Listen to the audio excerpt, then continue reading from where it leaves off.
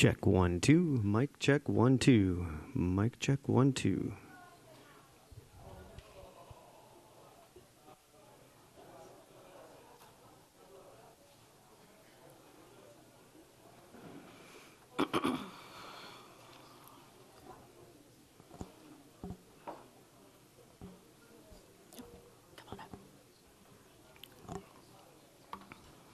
All right, we'll go ahead and get started. We've been joined by Billy Scott, crew chief, the number 45 Toyota, with driver Tyler Reddick. Billy, thanks so much for joining us here so quickly after practice. We will go ahead and open for questions for Billy.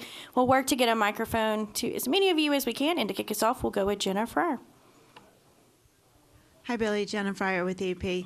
I'm wondering, you guys get to spend a lot of time with Michael Jordan. He comes and hangs out with you guys as one of the guys. What sort of motivation does he bring to the team to inspire you guys, to instill that desire to win, and how badly does he want to win this weekend? Well, first off, you're right. His presence in itself is very inspiring. Obviously, one of the most competitive people you'll ever meet in anything he does.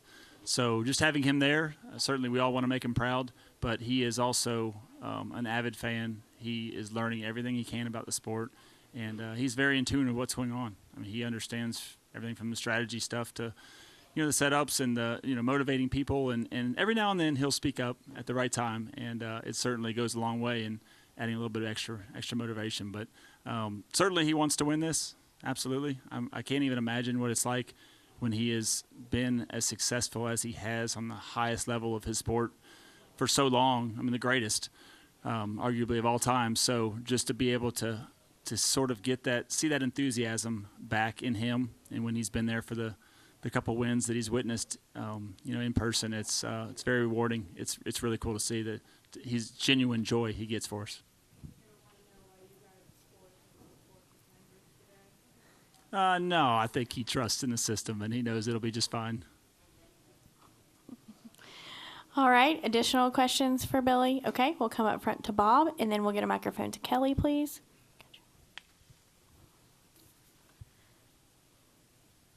Bob Hawkers, Fox Sports. So being as 21st or so on the speed chart, is that, I'll say it's part of the system, but was there something that you guys were looking at, and do you feel good about tomorrow? Yeah, I don't think speed was probably quite as good as we would have liked. That's fair, but it's also hard to get a judge on your raw speed when you're in traffic. I think all of our runs, we did have a lot of guys right in front of us. So, that determined that a little bit, but there are things that we want to work on. There were some good changes we got to see, and we certainly have some great teammates that are going to give us a lot of information overnight to reference to. All right, Kelly, and then Jordan, please. Go ahead, Kelly. Kelly, CrandallRacer.com. Billy, yesterday Tyler spoke about how after you guys locked in at Homestead, there was a lot of focus on, after this spring race here, you guys have been very focused on what that tire was, so you could come back to it for this race and be prepared. Can you just explain what your prep work was like the last couple weeks after being locked in at Homestead in that regard? Yeah, a lot of what we do is simulation work. That certainly gives the drivers a lot of comfort and gives us an opportunity to make changes before we get to the racetrack. So when you leave a race, you always want to try to get as good of correlation as you can in the sim world. So we did spend a lot of time after the spring race. Now, certainly the tire has changed, and there's been a few events that we've already run that at. So that does play into the mix. It's unfortunate to not have that information to fall back on fully, but it was nice to get locked in a week early and to be able to spend even more time just preparing from the sim side, from the car build side, just from everybody's mental side of what to expect when we got here, that it's been a calm week leading up to it. All right, Jordan. Jordan Bianchi, The Athletic, kind of following up on that a little bit. Your first experience actually at the track as a crew chief as in the Championship-4, what is today like as you walk through the gate knowing what the stakes were? Yeah, we've tried to make it as normal as possible. Certainly, like you said, there's a lot going on, a lot of media attention, a lot of pressure. So you're not going to get away from it completely. So it's just been humbling, but it's been satisfying to just know that we've put ourselves in this spot and just to be able to enjoy it. Certainly, we're going to do everything we can. We're going to be as determined as everybody is to make good changes and be in contention. But the reality is, everybody deserves it. I think everybody's worked really hard, had great years to get to this point. Have won in the last 3 races. 3 of them have. So we're not. There's no guarantee. It's just this is the result that you can do everything right, and one caution fall at the wrong time, or one small mistake, or something breaks. So just try not to put too much emphasis on the pressure of the results and more on the pressure of our preparation coming into it. And I feel like everybody's done an awesome job on that side. How's your nerves today? Not bad. All right, Jerry. Jerry Jordan, kicking the tires.net. So I want to go back to Jordan real quick. Has he showed any interest in trying out a jack or changing a tire or playing around with the pit crews or anything? Or have you put him through the paces yet? No, he is not that I'm aware of anyway. I think he'd be best suited probably on the strategy side on top of the box, because he's pretty knowledgeable about that side. All right, Jenna, did you have a follow-up? Okay. We had media day with the 4 yesterday, and of the 4 drivers, Tyler seemed the tensest with the shortest answers, and maybe all business is the approach he took. Are you sensing that from him? A little bit at times. I think it's probably situationally dependent. Certainly he is focused. He certainly wants it as bad as anybody and has put a lot of effort into that. But he also has been his lighthearted self around us a lot too. So I think he's doing a good job of balancing that, and hopefully his nerves are in a good place come Sunday. All right, Dustin. Dustin Long, NBC Sports. Billy, 2 of the last 4 races here have either gone to overtime or the last caution has come out just with a few laps to go. The other races in the last 4 have been like 30 laps to go. I know that if I tell you when the cautions are, you can make your strategy just as any of you guys could. But what does that do in the sense of preparation and looking at the history? How does that factor in some of the things that you'll think about? Yeah, I think we have to take it all into consideration, but you also don't want to get too focused on any one thing, because by the time you think what you expect to happen, it's going to be something else. So, much like we did at Homestead, I think you're just going to have to see where we are and be realistic about what our expectations are of winning when you get in that final stint or final stage, and then just play strategy accordingly. Obviously, when you guys have had the time to have a full 50-minute practice session, I'm sure it's been a lot of work that night going into the next day, just regardless whether it's a championship race or any race. Since it is a championship weekend, I guess the question is, how do you prevent yourself from working too much tonight and overthinking things or going down the rabbit hole too much? Or is there such a thing because you need to leave no stone left unturned going into Sunday? Yeah, it's a little of both, I think. You certainly want to be diligent about it and just make sure you double-check everything, but also don't want to go so long that, like you said, you overthink it or you spend all night doing that instead of sleeping. So, I think we're going to approach it like we have these other extended practice weekends. The changes oftentimes with these cars, it's hard to do a whole lot time-wise. So we are still limited in what we can do. Even coming in tomorrow and getting ready in an hour and a half to be in tech line, there's only so much you can do. So we take that into consideration. And fortunately, again, we have good teammates to lean on. I certainly would have loved to have 4 Toyotas in the final round. But I think one benefit we've been able to take from it is that they are now able to help from that side of being diligent about the changes they've made, how closely their cars were to ours when we got here, just what takeaways we can make from their practice, and that will certainly help. All right, we're going to take another additional follow-up here. We'll wrap with Bob's question. Go ahead, Bob. Bob Hockers, Fox Sports. You spent time at Stewart Haas Racing. I was just curious, the pictures being taken today of crew guys and everything. Have you looked at those guys at all? Have you talked to any of them, or have you tried to avoid even seeing it, knowing that with your task at hand? Yeah, I've not talked to anybody this weekend or today, so I'm certainly trying to stay focused on what we've got. But, yeah, there's a lot of friends there, a lot of people I worked many years with, and it's sad to see that happen, to that level and with any team. So certainly feel for all of them, know what they're going through. Having been through that at Waltrip's a long time ago, that it's tough on them. It's again, you hate to see that for anybody, and I know what this weekend means to them. It's special and bittersweet too. All right, Billy. Thank you so much. Best of luck this weekend.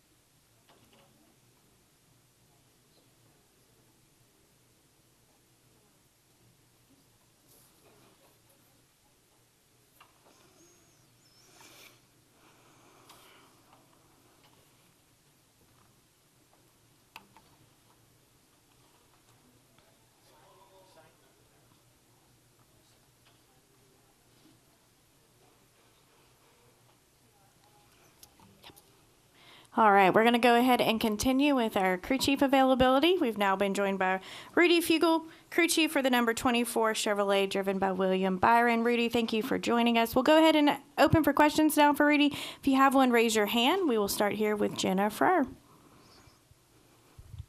Hi, Rudy. Jenna Fryer with the AP. Earlier, NASCAR was in here, Steve Phelps and Steve O'Donnell, and one of the first things Steve Phelps said was he sort of defended the 4 drivers who are in the championship finale as maybe fans don't think they're deserving. I'm wondering if you can make an argument for why William deserves his shot in this Final Four. Yeah, I mean, we have 3 wins this year, which is as many as a lot of drivers. Only a couple have more than that. Scored more points than anybody else in the playoffs, and I feel like our team's peaking at the right time. So, yeah, I think we're competition and well deserving to go race for a championship tomorrow or Sunday. How nerve-wracking was that 28 minutes for you on Martinsville? Yeah, it's you know, you're just sitting waiting for your fate to be determined, but you know, it is what it is. You can go ahead, Steph. You can send him up. Okay, we'll get a microphone to Kelly, please.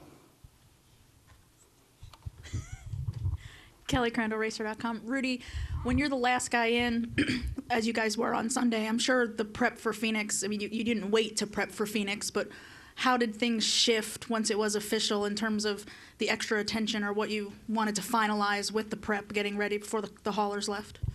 Yeah, I think we've been getting ready for Phoenix as a company probably for 3 months, and then this car has been prepped like we were going to make the championship for 6 weeks. So the difference is we just had everybody's attention this week, you know, for a little bit more with the other 3 teams not making it. So it's had a little bit more attention Monday and Tuesday, and but yeah, I think you gotta prep early enough to like you're gonna make it, and I think we did a good job of that.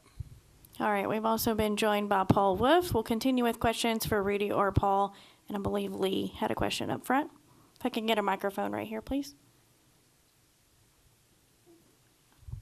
Lee Spencer, Sirius XM NASCAR Radio and CatchFence.com. Rudy, if this has been asked since I was out, but William's kind of coming in here with a chip on his shoulder, and he's like, nobody has taken us seriously, even though we're one of the top teams and have been one of the top teams. How do you see him fueling that to the title? I don't know. I just think he's maturing and becoming a better leader and learning how to deal and look inward more than outward. So, you know, I can come across a lot of different ways, but I think it's just growing up. All right, I think we have a question in the back. Go ahead.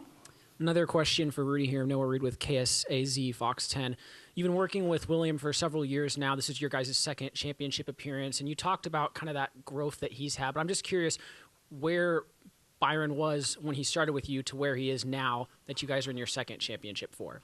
Yeah, I think it's, you know, just getting a lot of racing experience. You know, when I first started in trucks with him, he'd only been racing for about 4 years. So, I mean, a lot of these guys have way more laps than that. And so he's finally getting laps and races, and, you know, and then he's maturing in different ways like I was just talking about. So learning how to, you know, grow up in the right ways and mature. All right, can we get a microphone to Jordan, please? Thank you. Jordan Bianchi, The Athletic. This question's for Paul.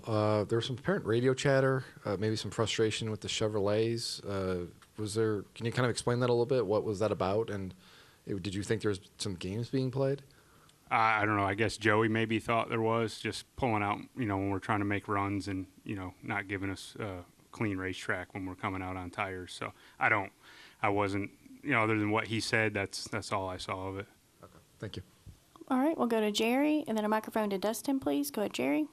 Jerry Jordan, KickingTheTires.net. Paul, for you, you know, you guys have been here before, and you know, it's like last week when Hassler was sitting in the media center, he said they weren't ready. Really, they're about 15% ready to come. How much help did you guys have to cross over with Ryan's team, with the 12 team, from you guys? Well, I think, you know, obviously that's a better question for Hassler, but, you know, obviously we work very closely together, the 12 and the 22. So, you know, hopefully some of the work we were able to put in, you know, while he was still focusing on trying to get here, you know, help those guys. And we continued that through practice today as we were trying to get reads on some things. And we'll go over everything this evening and hopefully tune up both of our cars for tomorrow's qualifying. All right, we'll go to Dustin, and if I can get a microphone to Jenna, please. Dustin Long, NBC Sports, to your left for both of you. I'm just curious.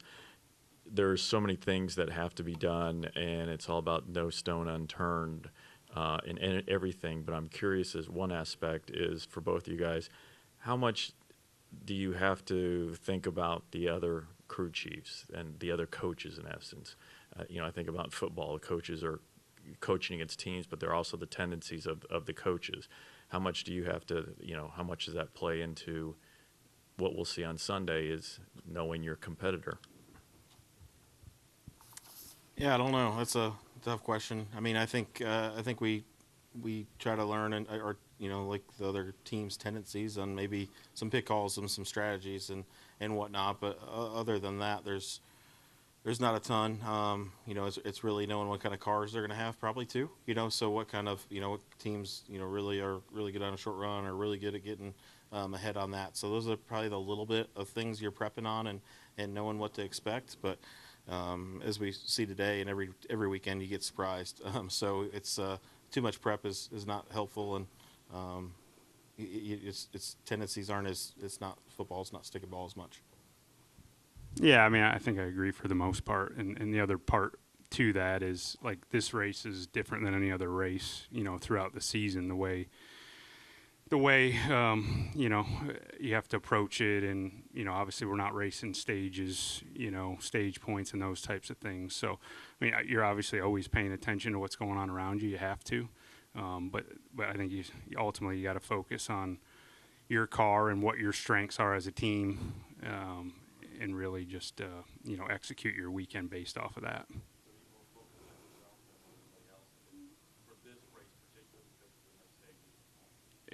I am. Like I said, it's getting the most we can out of our team, knowing what our strengths and weaknesses are throughout the weekend and making sure we're maximizing those.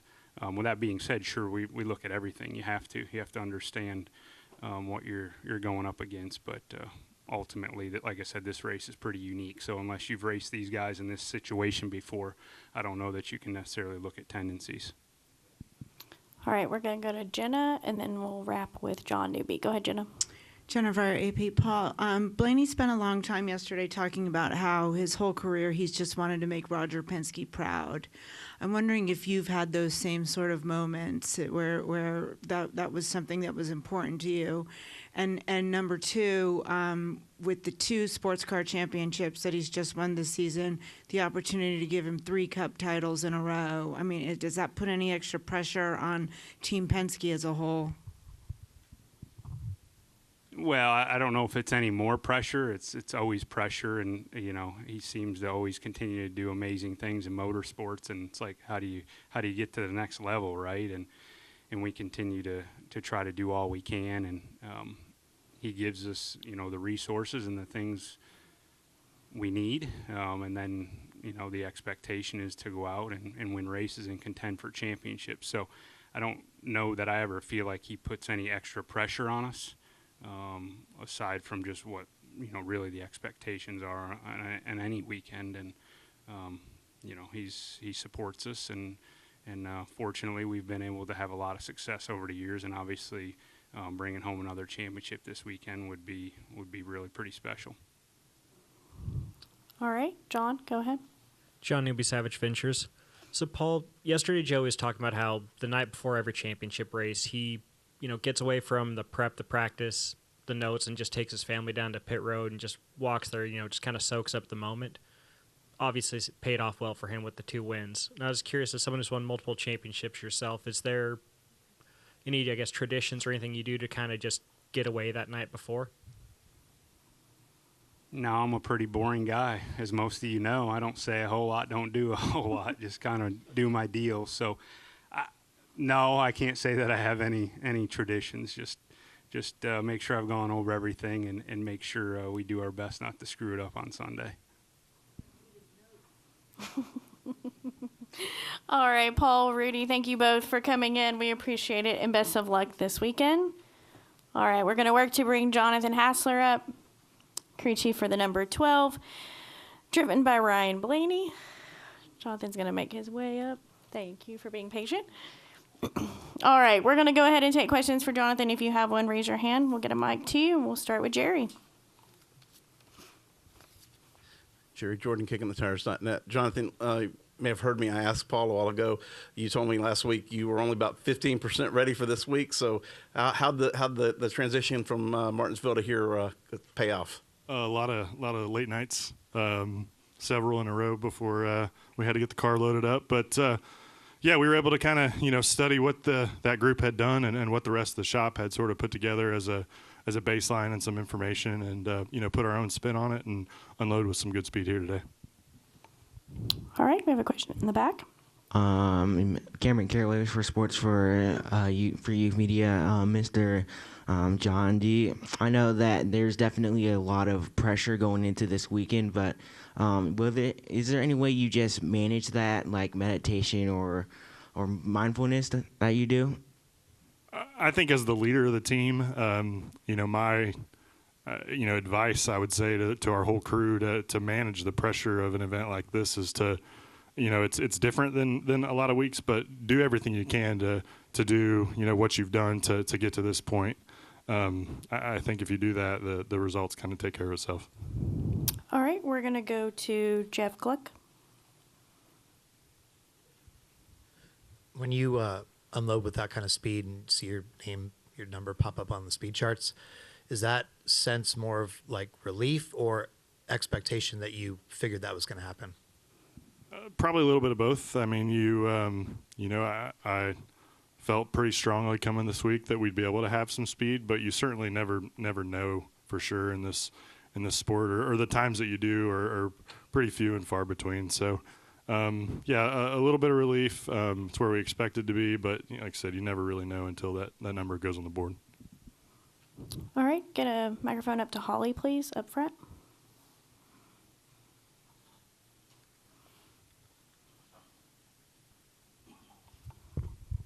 Holly Kane with the NASCAR Wire Service. That kind of was along the lines of my question, but how important is it to come out and be fastest in practice and do what you did, kind of setting the tone for the weekend?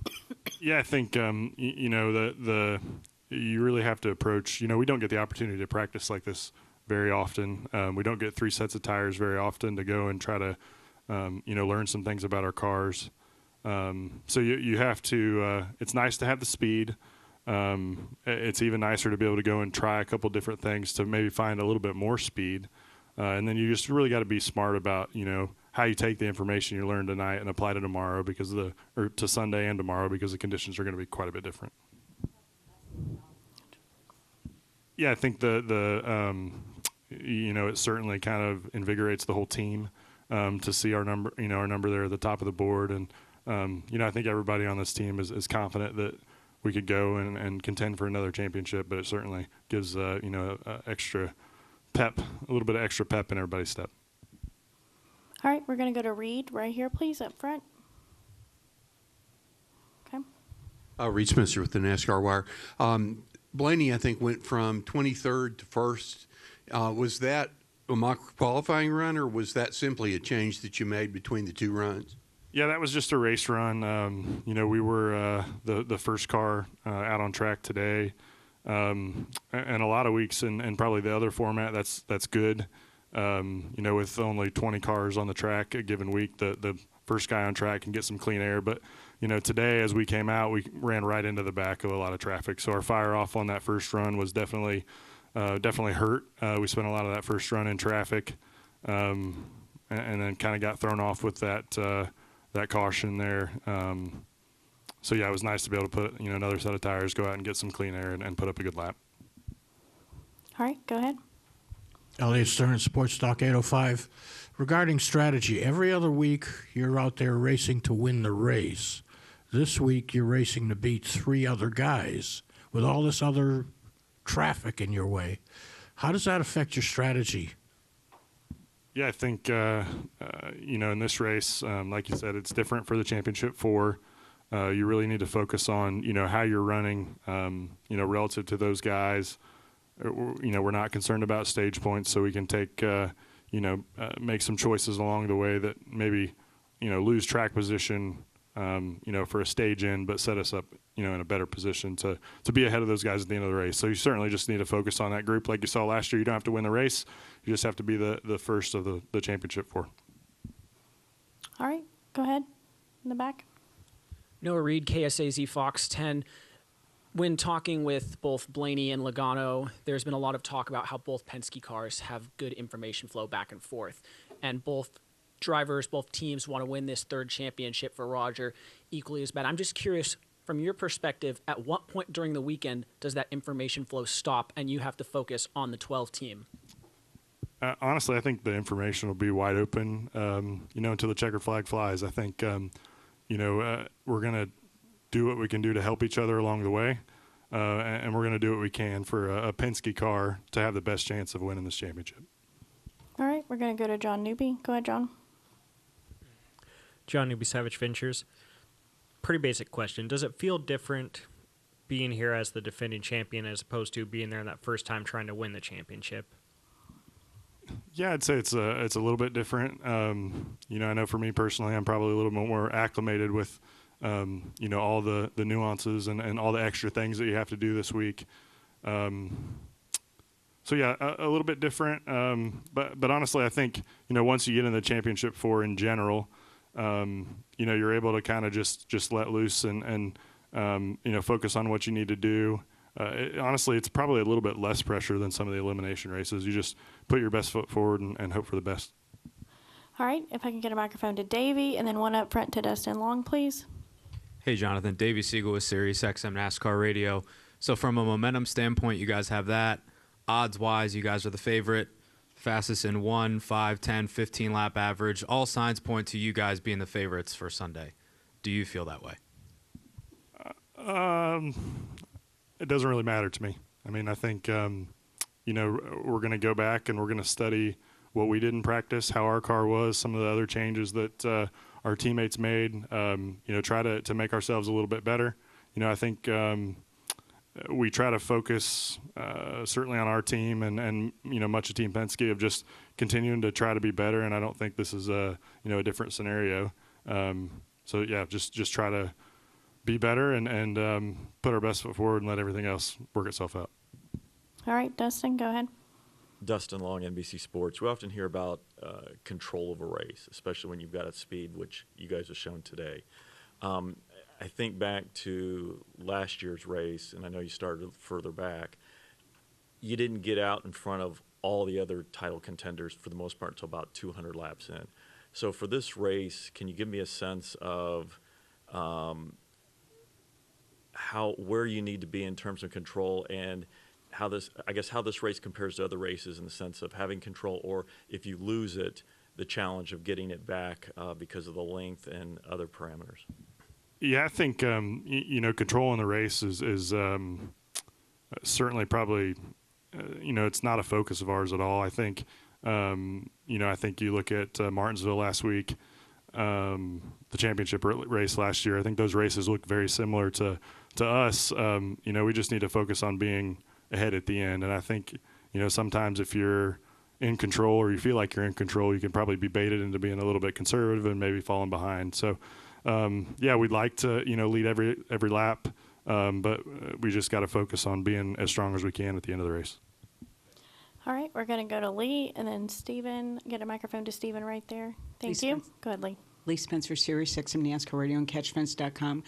How did the energy change in the shop this week after Blaney's, comeback win? Because his energy, his confidence level yesterday compared to where he was going into Martinsville was like night and day. Yeah, I think the energy, honestly, in the shop has been pretty strong throughout the all the playoffs. Certainly when we came back from Homestead and had a shot, and the guys everybody in the shop knowing how good Ryan runs at Martinsville, there wasn't a single person in that shop that had given up on us. Despite the push to start working ahead on the 22 car, they continued to focus on us. They focused on, alongside of the 22, they focused on giving us the best car they could for Martinsville and continued to focus on bringing us a car that was going to come to Phoenix and race for a championship. All right, Steven, go ahead. Steven Stump, frontrunner.com. Jonathan, with Ryan sweeping basically the short run, the long run speeds, was there anything you guys felt like could be better still? And how do you feel kind of exiting this practice session? How do you feel kind of compared to this practice session a year ago in terms of where you were?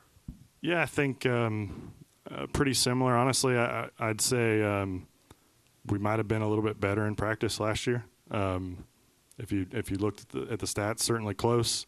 But again, like I said, we try to use that practice as an organization to just learn about our cars and try to get a direction, from each of each other on certain changes that'll make us better for the race. So the speed is nice, but learning how to be better on Sunday is kind of our focus.